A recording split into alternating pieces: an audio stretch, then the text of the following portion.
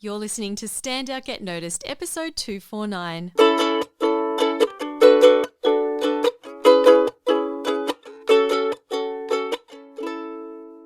Hi there, Rockstar, and welcome to Stand Out Get Noticed. I'm your host, Christina Canters, speaker, coach, and founder of The C Method, where I help high-performing professionals and business leaders to build powerful communication skills. Now, today is a very exciting day because, drumroll, I really need a sound effect for that, which I don't have. Anyway, you get a drum roll.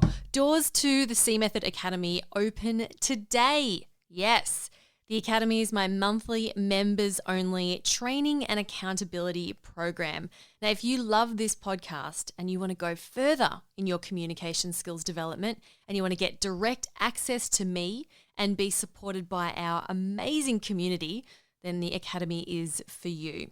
Go to thecmethod.com/join for more information and to register. That's thecmethod.com/join.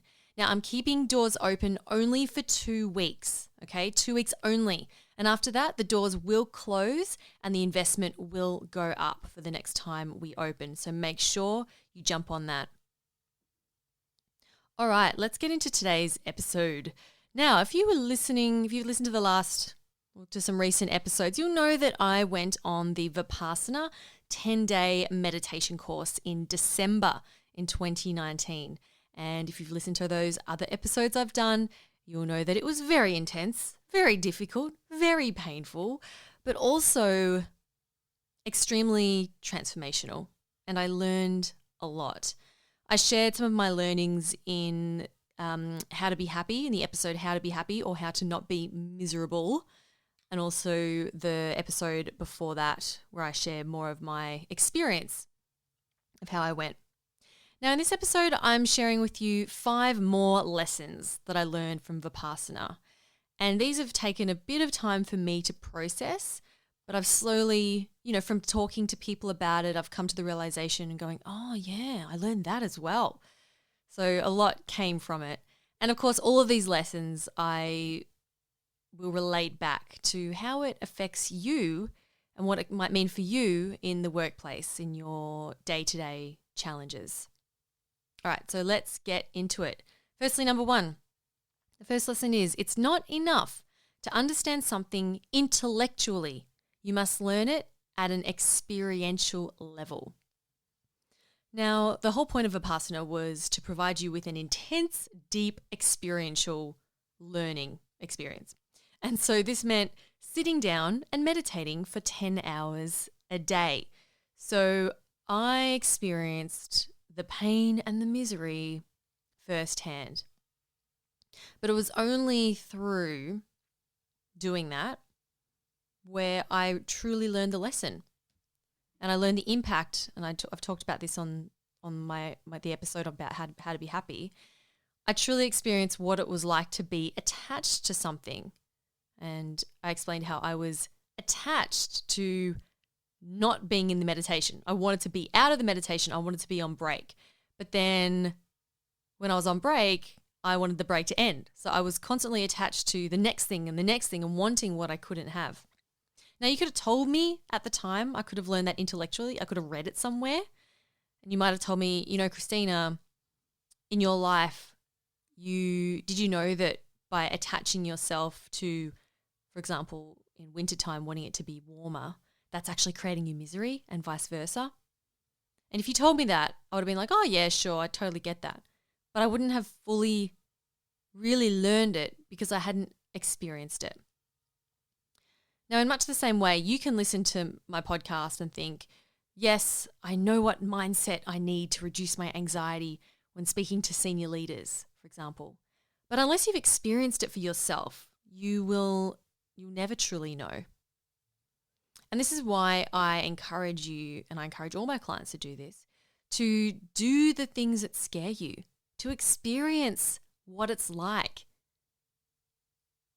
You can't possibly learn how to overcome your fears or reduce your anxiety if you're not doing that thing that creates the anxiety, right? And this is what I talk about all the time when I've done things like when I've gone busking, when I did stand-up comedy. All of those things terrified me. But doing it really gave me that experience of overcoming the fear, or at least lessening the fear. So that's the first thing I want to share with you. You must learn something at an experiential level.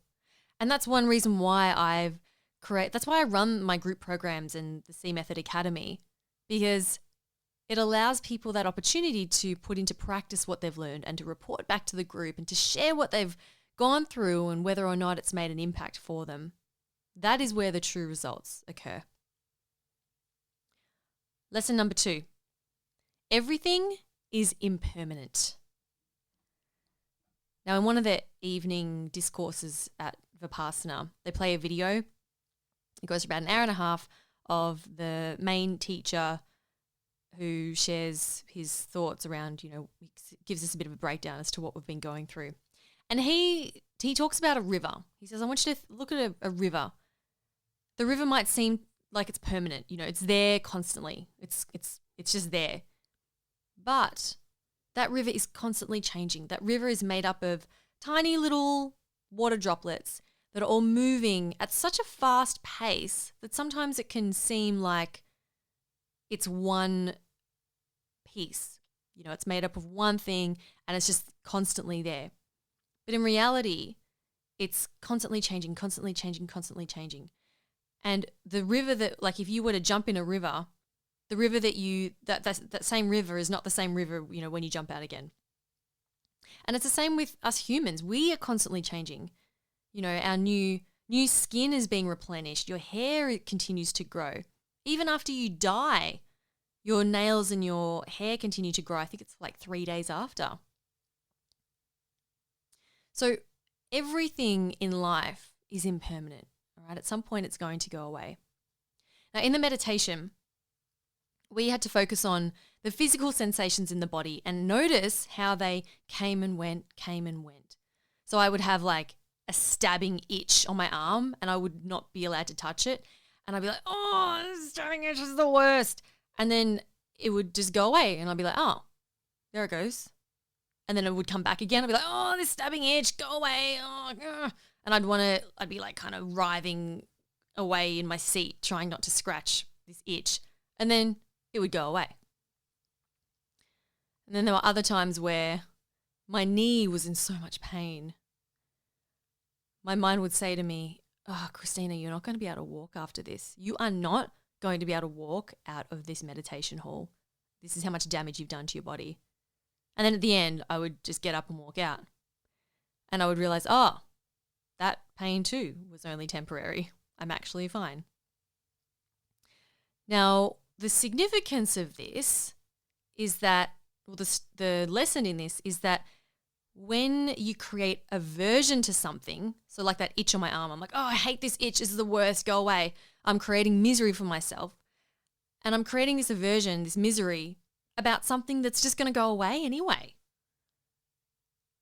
And so the sooner you can understand that everything in life is impermanent, whether it's good or bad, pleasant, unpleasant, it rises, it passes away.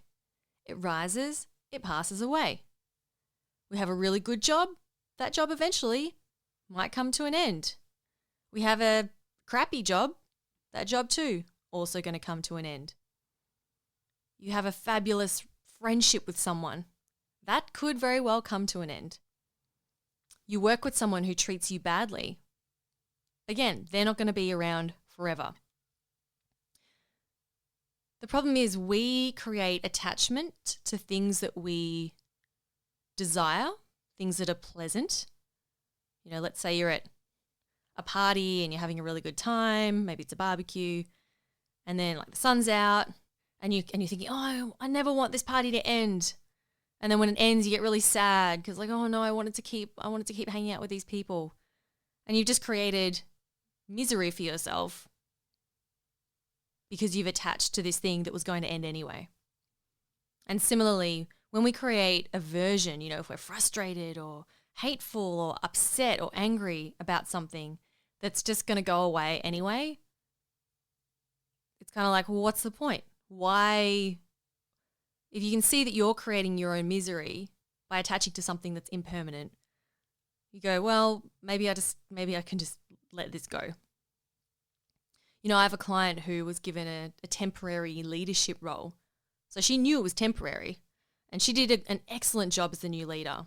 She created high levels of engagement and productivity within the team, but she became very attached to that position. And when the original manager came back, my client became very upset at having to give up her position.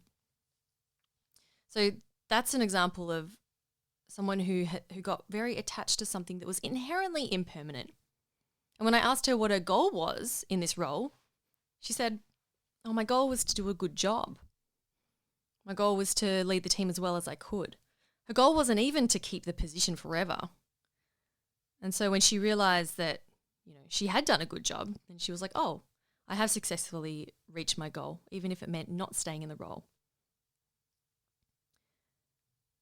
So I want you to think about if you're going through a difficult time right now, or maybe a time in your life when you have gone through a difficult time and you're really struggling. I personally have been struggling a bit in January because I moved house. I might have mentioned this. I moved house and my life's been chaos because you're uprooting yourself and everything that everything that's been your comfort for the last number of years. You're picking it up, putting it in boxes, moving it somewhere else, and then unpacking it, putting it into new places that you don't know where they are. So simple things that should be on autopilot, like pouring yourself a cup of tea or finding your socks or sitting on the couch, they require more brain power because everything's different. I mean, we don't even have a couch at the moment, and we just got our sink working after a couple of weeks of having to do dishes in the bathroom. So it's been massively disruptive. And what has helped me to get through it is reminding myself constantly that what I'm feeling is impermanent. This chaos is impermanent. The lowered motivation and creativity that I have for my businesses is impermanent. And that's been really helpful. So think about a time in your life when you felt that something was going to last forever. Maybe it was something you didn't like, and then you felt miserable because you're like, oh, this thing's going to go forever. And I want you to realize that you got out of it, right? That was impermanent. And look, maybe you're still in it. Please know that this too shall pass. My friend Emily Wallace, she shared a LinkedIn post the other week, which I loved. She shared how a year ago, so it was like this day 1 year ago, she was brand new in her business and worried about that she'd not be able to bring in enough clients. She's a buyer's advocate. And she was considering going out and getting a 9-to-5 job.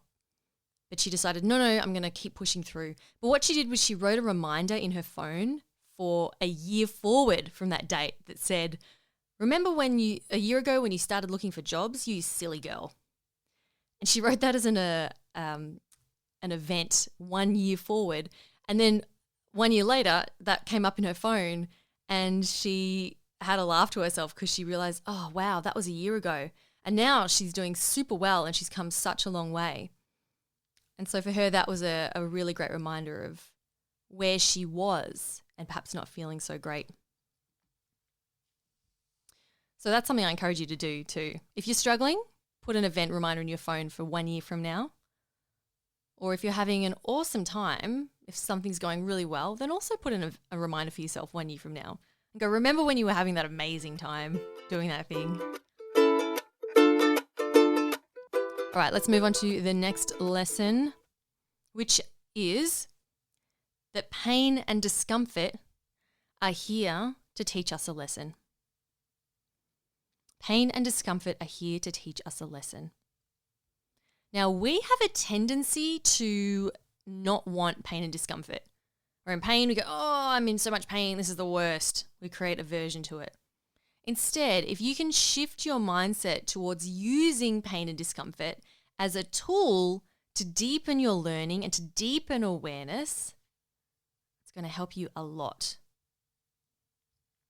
Having that attitude helps you to distance yourself from that pain instead of reacting to the pain. So for example, when I'm sitting there in Vipassana, I'm in my 6th hour of sitting cross-legged and my hip is killing me. My foot is fallen asleep. It's pins and needles. My knee is aching. I think to myself, instead of going, oh, I hate this pain, this is the worst, I would have to think to myself, okay, this is my body telling me that it doesn't like being stagnant for this long. This is my body telling me that I'm pushing it out of its comfort zone. This is an opportunity for me to practice observing pain without reacting to it. So if you can develop a more constructive relationship with pain and discomfort, you will rapidly grow in your learning. You know, every time I have, so I don't get like really angry very often, but on the very, very rare occasion, sometimes like I have this trigger where I just fly off the handle. And one example was a few weeks ago. So I have a full-time assistant. His name's William and he's fantastic. And hiring him was a big decision because, you know, it's a big investment on my part to pay someone a full-time salary. And he does a lot of work for me and he takes a huge weight off my shoulders. And then I remember one day, Aaron, my husband and business partner, he said to me, what does William even do for you? Like, you're paying him all this money. You know, why are we paying him all this money? And I just lost my shit. I don't usually lose my shit.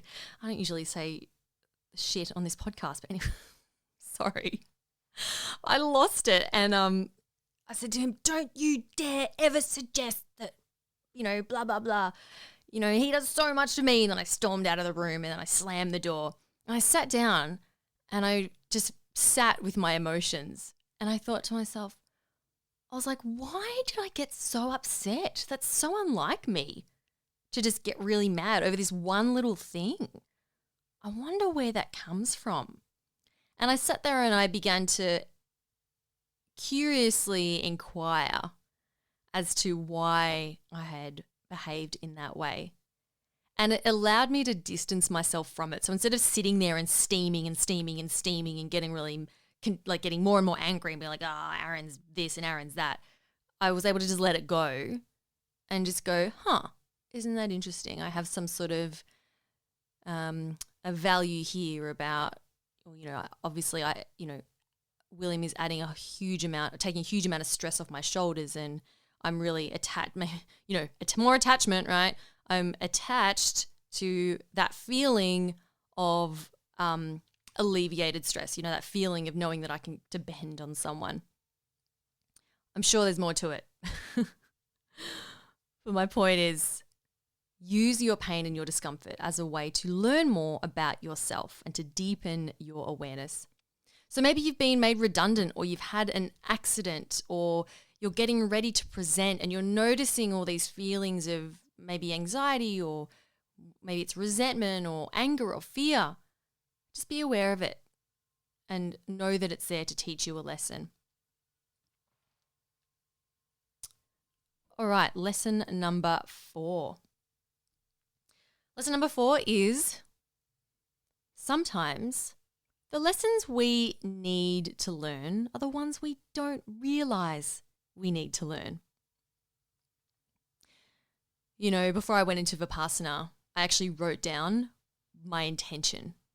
I was like, here's what I'm going to get out of Vipassana, right? Here's what I want.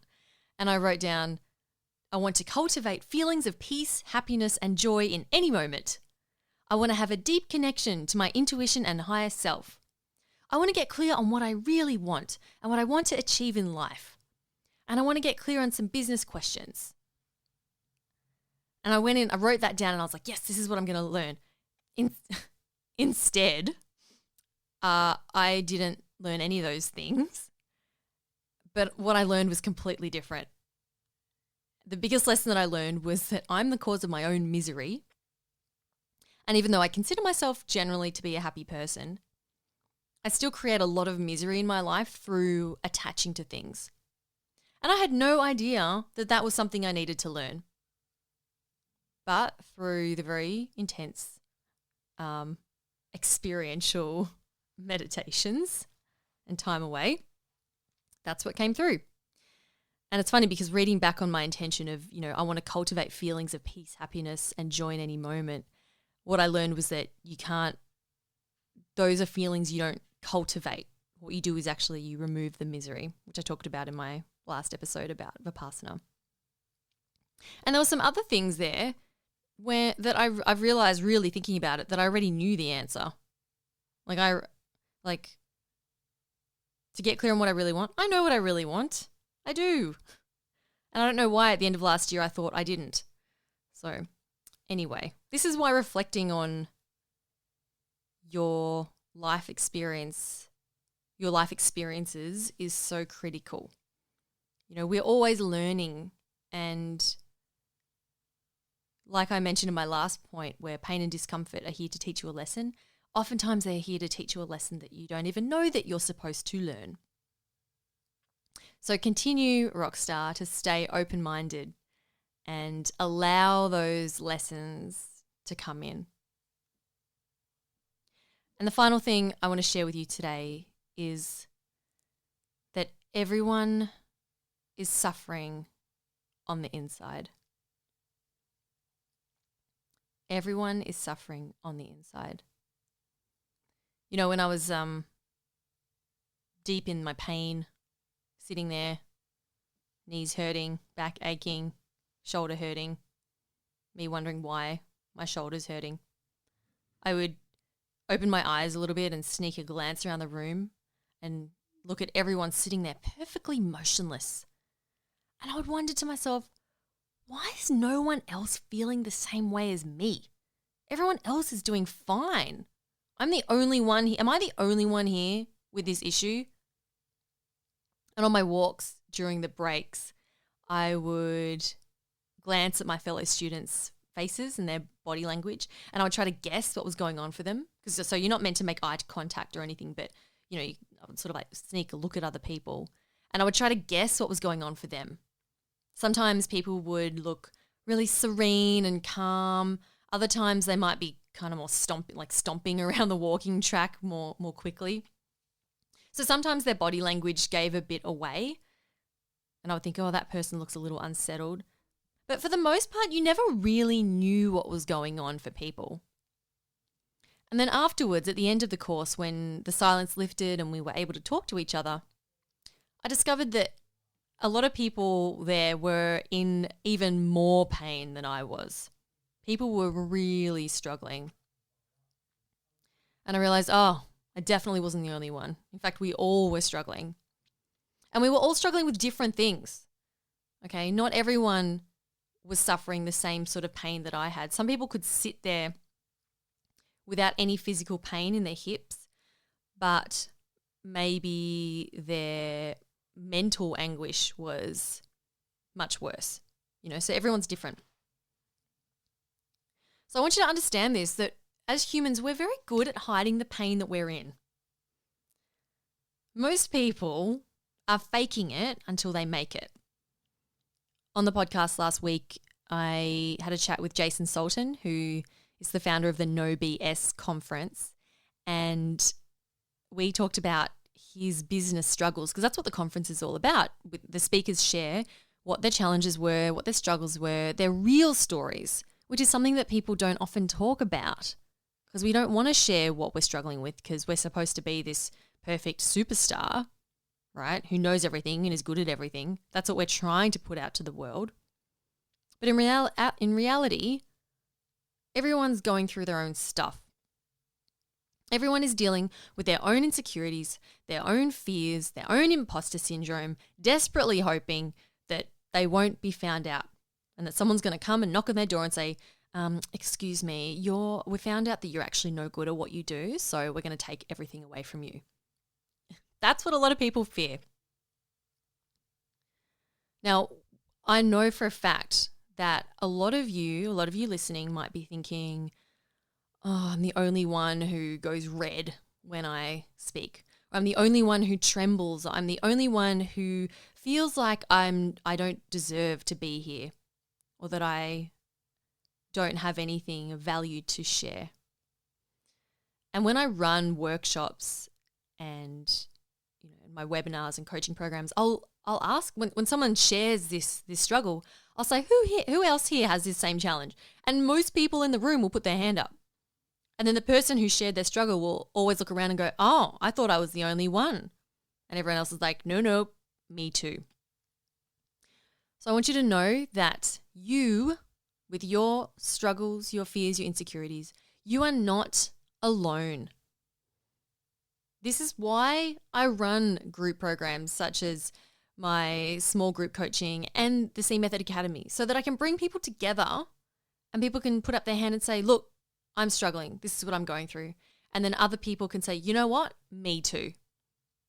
And then that sense of community, that sense of belonging, of knowing that you're not a weirdo and that what you're going through is normal, does absolute wonders for people in feeling supported.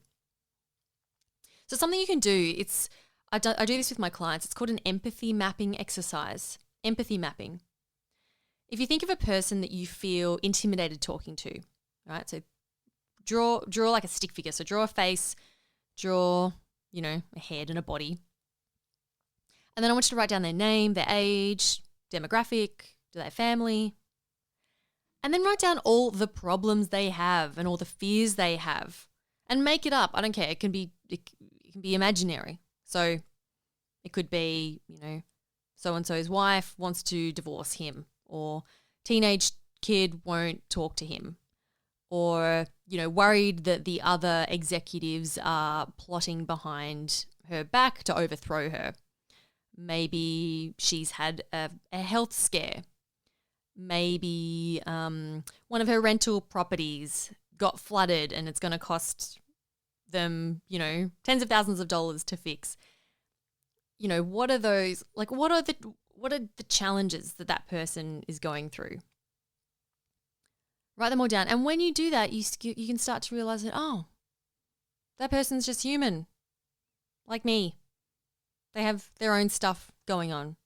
Oh, I actually feel sorry for this person. That must be really stressful having that going on for you. So this helps you to see that even people who are at a very high level, very senior level, also have their own problems.